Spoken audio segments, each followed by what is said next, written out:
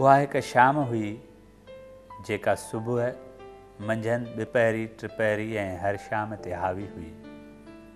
हुन चयो, काका शाम एतिरी तवील थी वेंदी आहे जो ॾींहंनि जा ॾींहं, सालनि जा साल ऐं उमिरियुनि जूं उमिरियूं गिड़काए वेंदी आहे।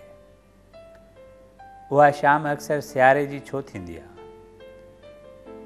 उन बाबति आउं वज़ाहत सां कुझु चई नथी सघां। बहरहाल कंहिं शाम जी उदासीअ जो दाइरो तमामु तवील हूंदो आहे ऐं हर वक़्तु वजूद शाम जे उन सिज जियां ख़ुदकशी कयल शख़्स जी तस्वीर बणियल हूंदो आहे। छा वाक़ई शाम जो सिज ख़ुदकशी कयल शख़्स जो लाश आहे, जेको न हेठि आहे न मथे, बसि अकेलाईअ जे आसमान जे आख़िरी छेड़े ते ऐं नामुराद ज़मीन खां कुझु मथे लड़कियल? उन सुवाल सां हू पाण उदास थी वियो। हा, हर शाम जो मुक़दरु कंहिं न कंहिं शख़्स जे ख़ुदकशीअ सां सलाड़ियल हूंदो आहे ऐं हर शफ़क़ में कंहिंजे अरमाननि जो खून शामिल हूंदो आहे। ॻाल्हि फ़क़ति एतिरी हूंदी आहे त असां पंहिंजे आस पास मौजूदु हर शख़्स खे लातालुक़ीअ जो ऑटोग्राफ ॾेई चुका हूंदा आहियूं ऐं शाम जे दर्द खां नाआशनाईअ जो बहानो ॻोल्हींदे हर रोज़ु ॾींहं ॾिठे जे सपननि में पंहिंजे तबाहीअ जे शाम जो अणलखो इंतज़ारु कंदा आहियूं। मगर हर तबाहीअ जो तइलुक़ु शाम सां छो आहे? शायदि इन लाइ त असां जॾहिं बि थकबा आहियूं त शाम थी चुकी हूंदी आहे। छा तव्हां कंहिं शाम जो किसो ॿुधाए सघो था जंहिंसां मुंहिंजो बि को तालुक़ु हुजे? हू पंहिंजे सुवाल खां पोइ मासूम ॿार जियां खाॾीअ हेठां हथु रखी प्रोफेसर साहिबा खां जवाब जो मुंतज़िर थी खेसि सुवालिया नज़रुनि सां घूरणु लॻे थो। कॾहिं कॾहिं पंहिंजे शामुनि जो तइलुक़ु गहिरो हुजण बावजूदि बि न सम्झी सघिबो आहे।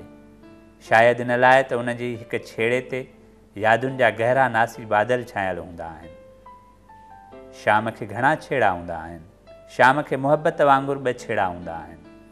हिकु सपननि जे ऊंदाहीअ में ग़रक़ हूंदो आहे त ॿियो शफ़क़ जे शोलनि में जलंदो रहंदो आहे। जेको जलंदो आहे उहो वधीक अज़ियत भोगींदो आहे, छो त उहो ख़ुदकशी कयल शख़्स जियां पंहिंजे दाइरे में सदियुनि ताईं भटकंदो रहंदो आहे ऐं उहो सपननि जे आगोश में हूंदे बि सपननि जे आगोश खां ख़ाली हूंदो आहे। मैडम, छा इहो इज़हार जी क़ुवत न रखंदो आहे? इज़हार हिन काइनात जी उहा अखि आहे जेका पुरस्रारियत खां हमेशह लाइ ख़ाली थियो वञे। इज़हार खां पोइ इंसानु शाम जे दारो मदार ते लड़कियल लाश जियां पियल हूंदो आहे, न आसमान में मुकमिल न ज़मीन ते लही आयल, फ़क़ति शाम जे ख़ामोश ख़िलाउनि में भटकंदड़। छा मैडम का शाम कंहिंखे ॿीहार मिली सघे थी?